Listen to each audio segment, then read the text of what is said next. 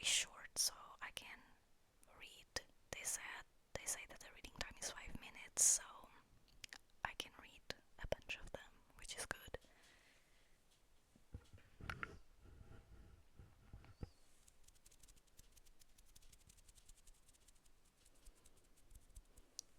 Okay, let's start. Once upon a time, there was a boy whose name was Jack, and he lived with his mother on a common. They were very poor, and the old woman got her living by spinning. But Jack was so lazy that he would do anything but bask in the sun in the hot weather and sit by the corner of the earth in the winter time. So they called him Lazy Jack. His mother could not get him to do anything for her, and at last told him one Monday that if he did not begin to work for his porridge, she would turn him out to get his living as he could. This roused Jack, and he went out and hired himself for the next day to a neighboring farmer for a penny. But as he was coming home, never having had any money before, he lost it in passing over a brook. "You stupid boy," said his mother. "Should have put it in your pocket." "I'll do so another time," replied Jack. On Wednesday, Jack went out again and hired himself to a cowkeeper, who gave him a jar of milk for his day's work. Jack took the jar and put it into the large pocket of his jacket, spilling it all long before he got home. "Dear me," said the old woman, "you should have carried it on your head." "I'll do so another time," said Jack. So on Thursday, Jack hired himself again to a farmer who agreed to give him a cream cheese for his services. In the evening, Jack took the cheese and went home with it on his head.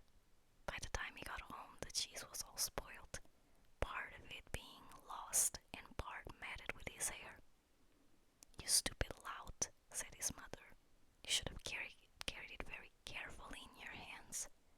"I'll do so another time," replied Jack. On Friday, Lazy Jack again went out and hired himself to a baker who would give him nothing for his work but a large tomcat.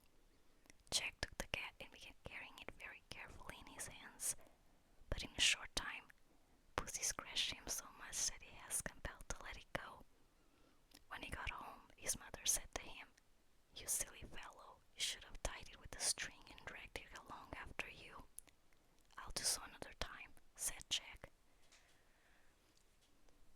So, on Saturday, Jack hired himself to a butcher, who rewarded him by the handsome present of a shoulder of mouton.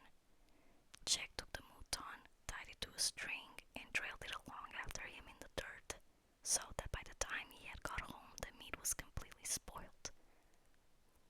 His mother was this time quite out of patience with him, for the next day was Sunday, and she was obligated to make do with cabbage for her dinner. "You ninny hammer," said she to her son, "you should have carried it on your shoulder." "I'll do so another time," replied Jack. On the next Monday, Lazy Jack went once more and hired himself to a cattle keeper, who gave him a donkey for his trouble. Jack found it hard to hoist the donkey on his shoulders, but at last he did and began walking slowly home with his prize. Now, it happened that in the course of his journey, there lived a rich man with his only daughter, a beautiful girl, but deaf and dumb. Now she had never laughed in her life, and the doctor said she would never speak till somebody made her laugh. This young lady happened to be looking out of the window when Jack was passing with the donkey on his shoulders, with the legs sticking up in the air, and the sight was so comical and strange that she burst out into a great fit of laughter and immediately recovered her speech and hearing. Her father was overjoyed and fulfilled his promise by marrying her to Lazy Jack, who was thus made a rich gentleman. They lived in a large house, and Jack's mother lived with them in great happiness until she died.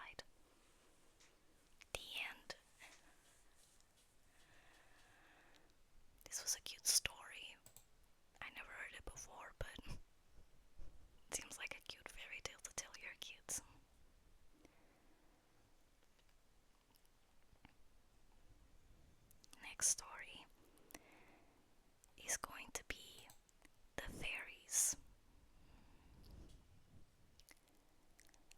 There was once upon a time a widow who had two daughters. The eldest was so much like her in the face and humor that whoever looked upon the daughter saw the mother. They were both so disagreeable and so proud that there was no living with them. The youngest, who was the very picture of her father for courtesy and sweetness of temper, was withal one of the most beautiful girls ever seen.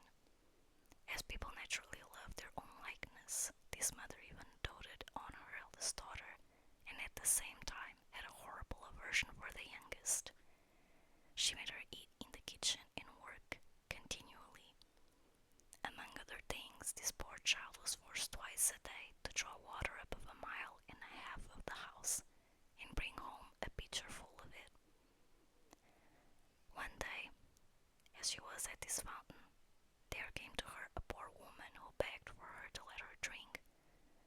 "Away with all my heart, goody," said this pretty maid, and rinsing immediately the pitcher, she took up some water from the clearest place of the fountain and gave it to her, holding up the pitcher all the while, that she might drink the easier. The good woman, having drank, said to her, "You are so pretty, my dear, so good and so mannerly, that I cannot help giving you a gift." For this was a fairy, who had taken the form of a poor country woman to see how far the civility and good manners of this pretty girl would go. "I will give you for gift," continued the fairy, "that at every word you speak there shall come out of your mouth either a flower or a jewel." When this pretty girl came home, her mother scolded at her for staying so long at the fountain. "I beg your pardon, mamma," said the poor girl, "for not making more haste," and in speaking these words there came out of her mouth 2 roses, 2 pearls, and 2 diamonds. "What is this I see?" said her mother, quite astonished. "I think I see pearls and diamonds come out of the girl's mouth. How happens this, child?" This was the first time she ever called her child. The poor creature told her frankly all the matter, not without dropping out infinite numbers of diamonds. "In good faith," cried the mother, "I must send my child thither. Come hither, Fanny, look what comes out of thy sister's mouth when she speaks.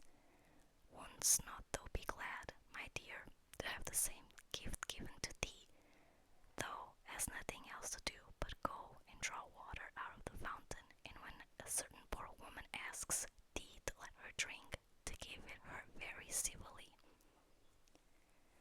"It would be a very fine sight indeed," said this ill-bred minx, "to see me go draw water."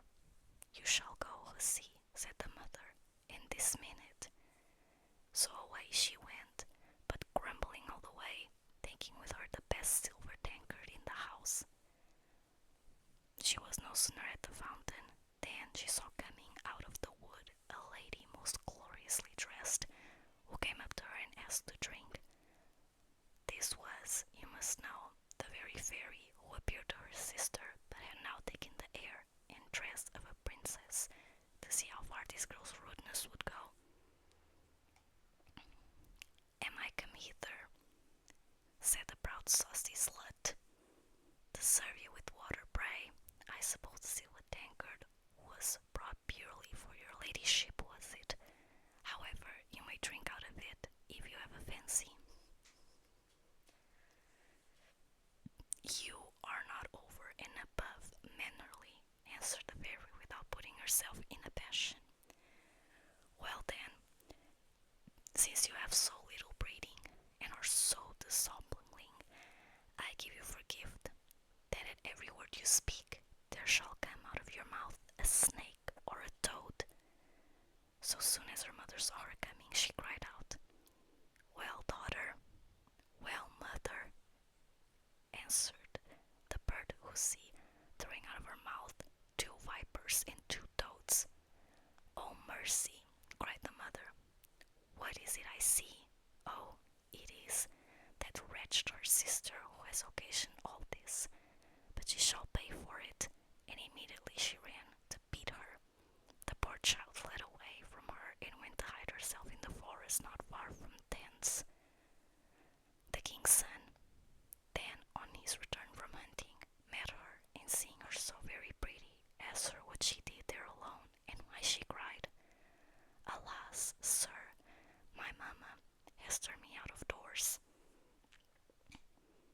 The king's son, who saw 5 or 6 pearls and as many diamonds come out of her mouth, desired her to tell him how that happened.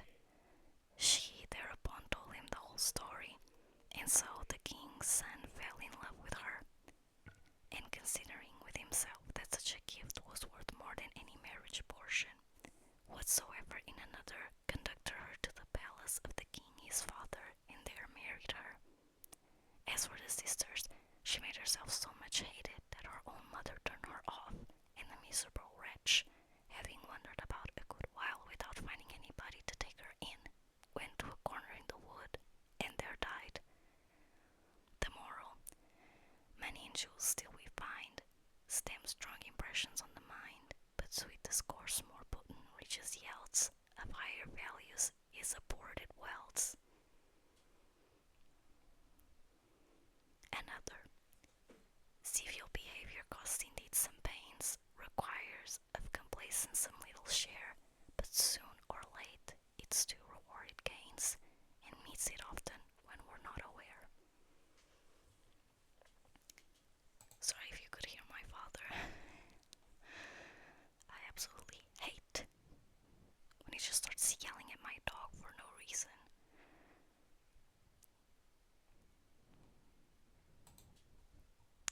For the next story, it's called The Ridiculous Wishes. In days long past, there lived a poor woodcutter who found life very hard. Indeed, it was his lot to toil for a little guerdon, and although he was young and happily married, there were moments when he wished himself dead and below ground. One day, at his work, he was again lamenting his fate. Some men, he said, have only to make known their desires, and straightway these are granted, and their every wish fulfilled. But it has availed me little to wish for oath, for the gods are deaf to the prayers of such as I. As he spoke these words, there was a great noise of thunder, and Jupiter appeared before him, wielding his mighty thunderbolts. Our poor man was stricken with fear and threw himself on the ground. My lord, he said, forget my foolish speech. Heed not my wishes, but cease thy thundering. Have no fear, answered Jupiter. I have heard thy plaint, and have come hither to show thee how greatly thou dost wrong me. Hark!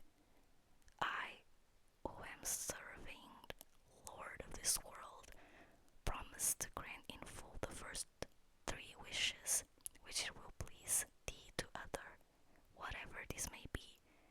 Consider well what things can bring thee joy and prosperity, and as thy happiness is at stake, be not over hasty, but revolve the matter in thy mind.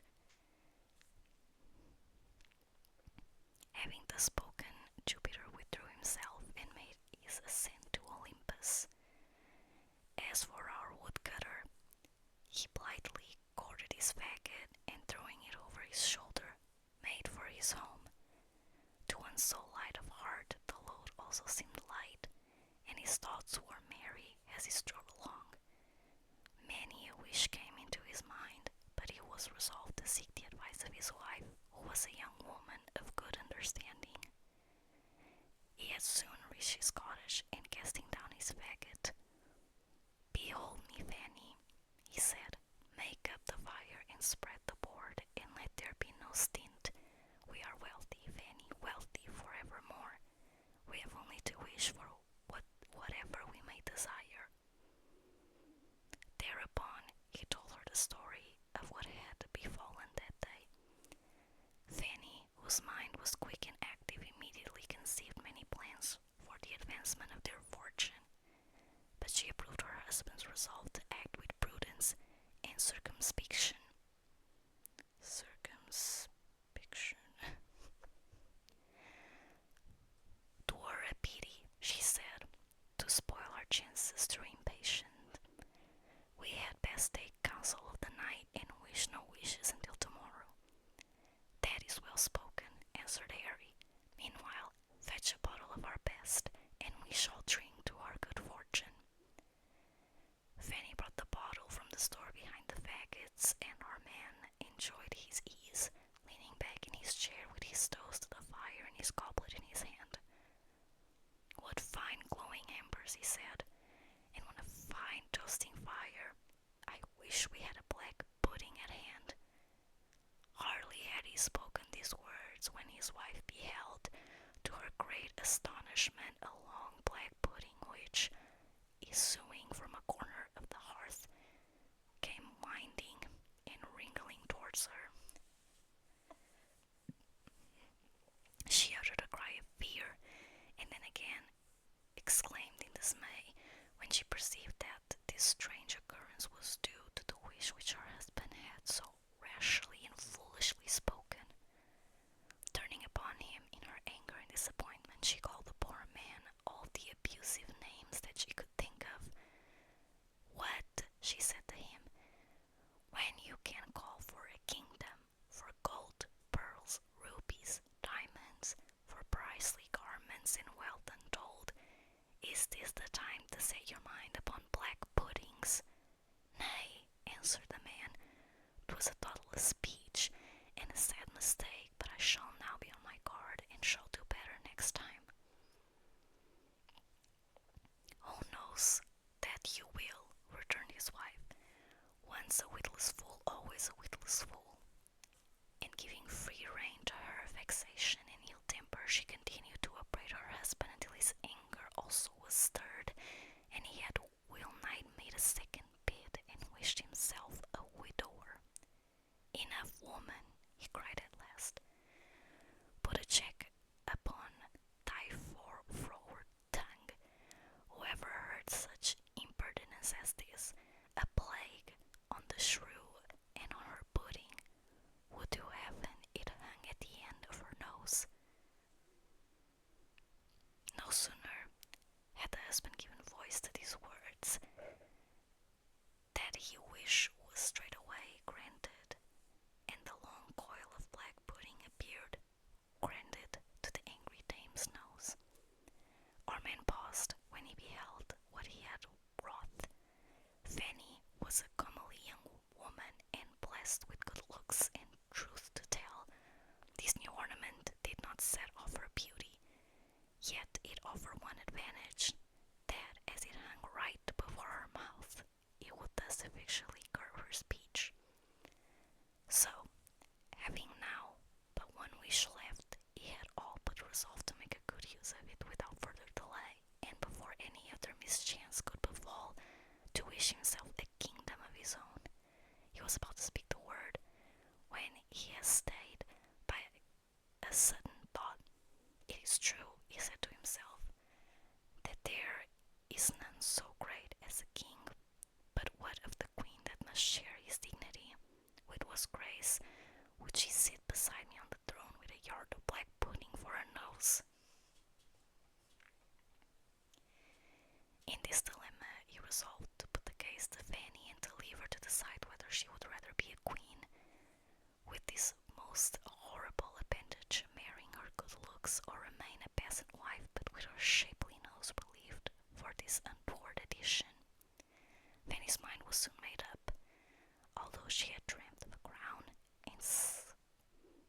and what? And subtri, yet a woman's first wish is always to please. To this great desire all else must yield, and Fanny would rather be fair in Druget than be a queen with an ugly face. Thus our woodcutter did not change his state, did not become a potentate, nor fill his purse with golden crowns. He was sinful enough to use his remaining wish to a more humble purpose, and forthwith relieved his wife of her encumbrance.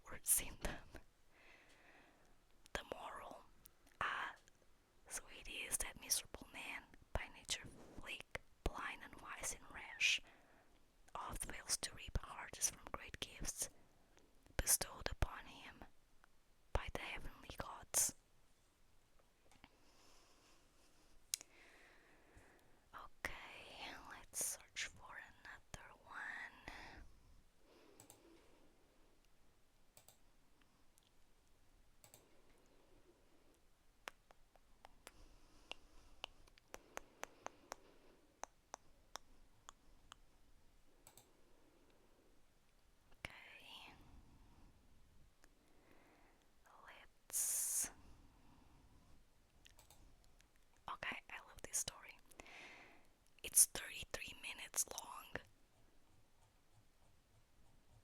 Okay, this is too much, hold on.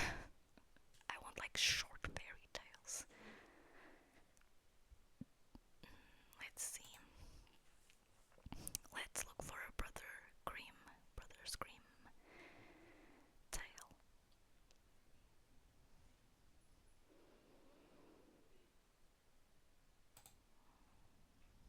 Okay, let's read The Golden Goose by the Brothers Grimm. I forgot to say the name of the other authors, but this one is from the Brothers Grimm. There was a man who had 3 sons, the youngest of whom was called Dummling, and was despised, mocked, and sneered at on every occasion. It happened that the eldest wanted to go into the forest to hew wood, and before he went, his mother gave him a beautiful sweet cake and a bottle of wine in order that he might not suffer from hunger or thirst. When he entered the forest, he met a little gray-haired old man who bade him good day and said, "Do give me a piece of cake out of your pocket and let me have a draught of your wine. I'm so hungry and thirsty." But the clever son answered, "If I give you my cake and wine, I shall have none for myself. Be off with you." And he left the little man standing and went on. But when he began to hew down a tree, it was not long before he made a false stroke, and the axe cut him in the arm, so that he had to go home and have it bound up, and this was the little grey man's doing. After this, the second son went into the forest, and his mother gave him, like the eldest, a cake and a bottle of wine. The little old grey man met him likewise, and asked him for a piece of cake and a drink of wine. But the second son too said sensibly enough, "What I give you will be taken away from myself. Be off." And he left the little man standing and went on. His punishment, however, was not delayed. When he had made a few blows at the tree, he struck himself in the leg so that he had to be carried home. The Dummling said, "Father, do let me go and cut wood." The father answered, "Your brothers have hurt themselves with it. Leave it alone. You do not understand anything about it." But Dummling begged so long that at last he said, "Just go then. You will get wiser by hurting yourself." His mother gave him a cake and made with water and baked in the cinders, and with it a bottle of sour beer. When he came home to the forest, the little old grey man met him likewise, and greeting him said, "Give me a piece of your cake and a drink out of your bottle. I am so hungry and thirsty." Dummling answered, "I have only cider cake and sour beer. If that pleases you, we will sit down and eat." So they sat down, and when Dummling pulled out his cider cake, it was a fine sweet cake, and the sour beer had become a good wine. So they ate and drank, and after that the little man said, "Since you have a good heart and are willing to divide what you have, I will give you good luck. There stands an old tree, cut it down, and you will find something at the roots." Then the little man took leave of him. Dummling went and cut down the tree, and when it fell, there was a goose sitting in the roots with feathers of pure gold. He lifted her up, and taking her with him, went to an inn where he thought he would stay at night. Now the host had 3 daughters who saw the goose and were curious to know what such a wonderful bird might be, and would have liked to have one of his golden feathers. The eldest thought, "I shall soon find an opportunity of pulling out a feather," and as soon as Dummling had gone out, she seized the goose by the wing, but her finger and hand remained sticking fast to it. The second came soon afterwards, thinking only of how she might get a feather for herself, but she had scarcely touched her sister than she was held fast. At last the third also came with the like intent, and the other screamed out, "Keep away, for goodness' sake, keep away." But she did not understand why she was to keep away. "The others are there," she thought. "I may as well be there too," and ran to them. But as soon as she had touched her sisters, she remained sticking fast to them. So they had to spend the night with the goose. The next morning, Dummling took the goose under his arm and set out, without troubling himself about the 3 girls who were hanging onto it. They were obligated to run after him continually, now left, now right, wherever his leg took him. In the middle of the fields, the parson met them, and when he saw the procession, he said, "For shame, you good-for-nothing girls. Why are you running across the fields after this young man? Is that seemly?" At the same time, he seized the youngest by the hand in order to pull her away, but as soon as he touched her, he likewise stuck fast, and was himself obligated to run behind. Before long, the sexton came by and saw his master, the parson, running behind 3 girls. He was astonished at this and called out, "Hi, your reverence, whither away so quickly? Do not forget that we have a christening today." And running after him, he took him by the sleeve, but was also held fast to it. Whilst the 5 were trotting, thus one behind the other, 2 laborers came with their hoes from the fields. The parson called out to them and begged that they would set him and the sexton free. But they had scarcely touched the sexton when they were held fast, and now there were 7 of them running behind Dummling and the goose. Soon afterwards, he came to the city, where a king ruled who had a daughter who was so serious that no one could make her laugh. So he had put forth a decree that whosoever should be able to make her laugh should marry her. When Dummling heard this, he went with his goose and all her train before the king's daughter, and as soon as she saw the 7 people running on and on, one behind the other, she began to laugh quite loudly, and if she would never stop. Thereupon, Dummling asked to have her for his wife, but the king did not like the son-in-law, and made all manner of excuses, and said he must first produce a man who could drink a cellar full of wine. Dummling thought of the little grey man, who could certainly help him, so he went into the forest, and in the same place where he had felled the tree, he saw a man sitting who had a very sorrowful face. Dummling asked him what he was taking to heart so sorely, and he answered, "I have such a great thirst, and cannot quench it. Cold water I cannot stand, a barrel of wine I have just emptied, but that to me is like a drop on a hot stone." "There I can help you," said Dummling. "Just come with me, and you shall be satisfied." He led him into the king's cellar, and the man bent over the huge barrels and drank till his loins hurt, and before the day was out he had emptied all the barrels. Then Dummling asked once more for his bride, but the king was vexed and said to such an ugly fellow, whom everyone called Dummling, should take away his daughter, and he made a new condition.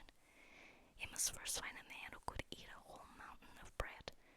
Dummling did not think long, but went straight into the forest, where, in the same place, there sat a man who was tying up his body with a strap and making an awful face and saying, "I have eaten a whole oven full of rolls, but what good is that when one has such a hunger as I? My stomach remains empty, and I must tie myself up if I am not to die of hunger." At this, Dummling was glad and said, "Get up and come with me. You shall eat yourself full." He led him to the king's palace, where all the flour in the whole kingdom was collected, and from it caused a huge mountain of bread to be baked. The man from the forest stood before it, began to eat, and by the end of the day the whole mountain had vanished. Then Dummling for the 3rd time asked for his bride, but the king again sought a way out, and ordered a ship which could sail on land and on water. "As soon as you come sailing back in it," said he, "you shall have my daughter for wife." Dummling went straight into the forest, and there sat the little grey man, to whom he had given his cake.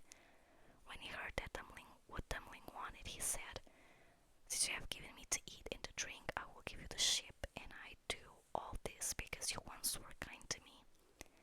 Then he gave him the ship, which could sail on land and water, and when the king saw that, he could no longer prevent him from having his daughter. The wedding was celebrated, and after the king's death, Dummling inherited his kingdom and lived for a long time contentedly with his wife. Yay!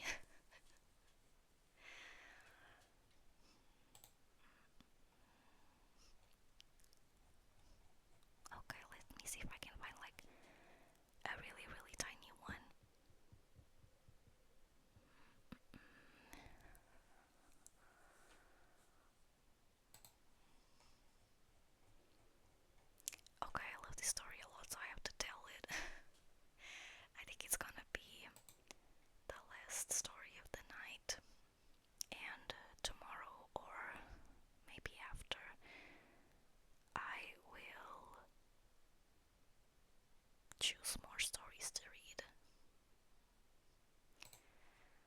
Okay, hold on a second.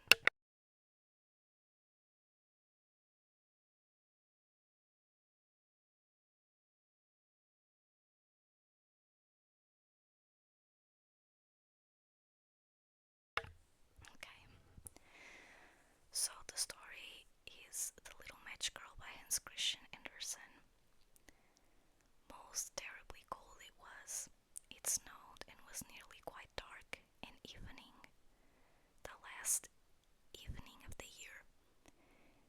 In this cold and darkness, there went along the streets a poor little girl, bareheaded and with naked feet. When she left home, she had slippers on it is true, but what was the good for that? They were very large slippers, which her mother had hitherto worn. So large were they, and the poor little thing lost them as she scuffled away across the street because of two carriages that rolled by dreadfully fast. One slipper was nowhere to be found. The other had been laid hold of by an urchin, and off he ran with it. He thought it would do capitally for a cradle, and when he some day or other should have children himself.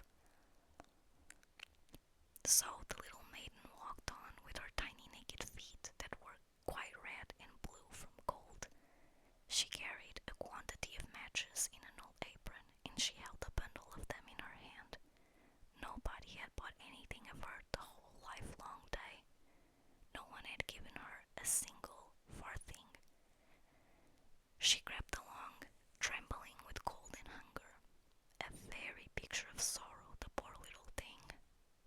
The flakes of snow covered her long fair hair, which fell in beautiful curls around her neck, but of that, of course, she never once now thought. From all the windows the candles were gleaming, and it smelled so deliciously of roast goose, for you know it was New Year's Eve. Yes, of that she thought.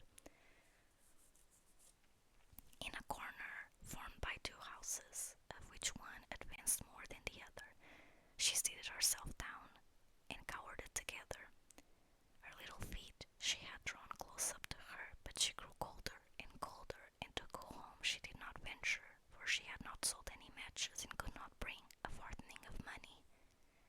From her father she would certainly get blows, and at home it was cold too, for above her she had only the roof, though which the wind whistled, even through the largest cracks, were stopped up with straw and rags.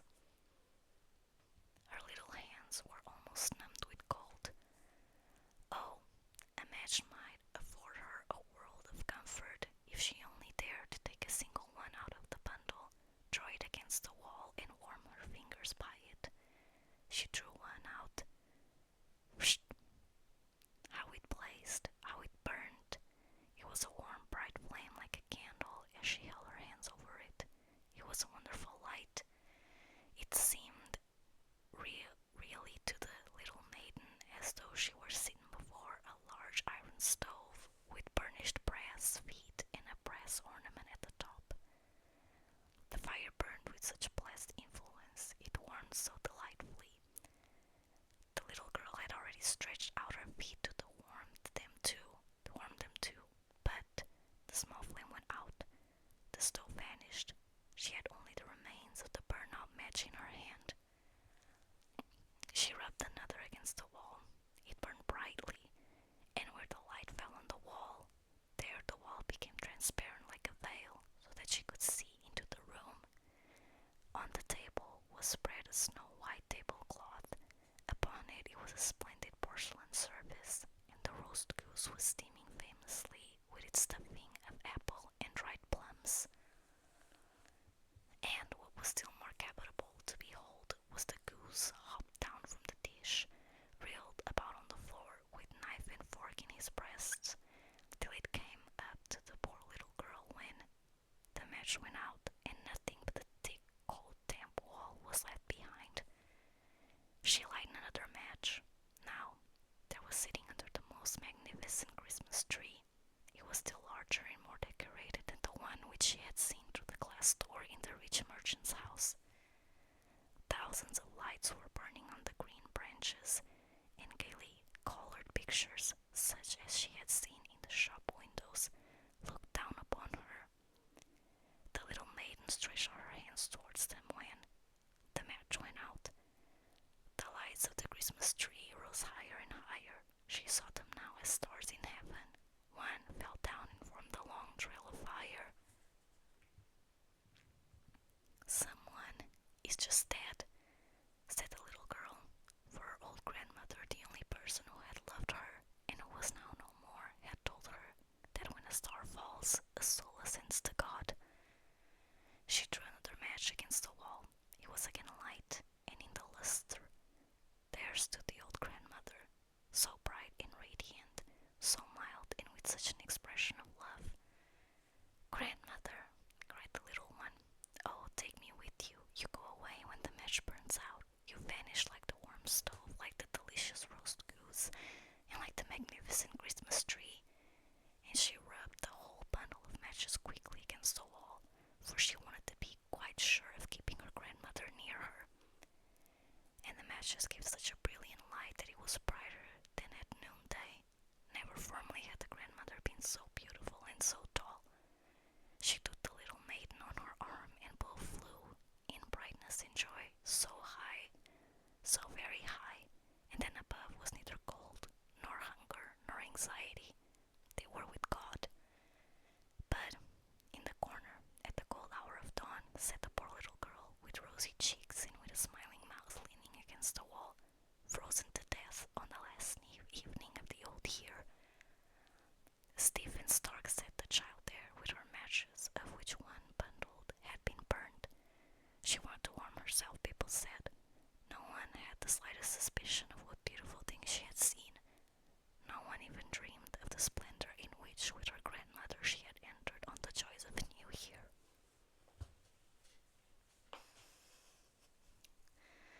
This story is so beautiful.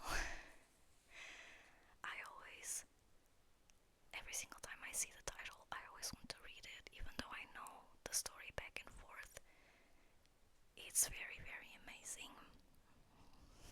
Now, tomorrow I will read more stories, or on Wednesday. Thank you so much for coming, and if you want to see or hear more ASMR from me, you can find it on my Twitch channel and on my YouTube channel.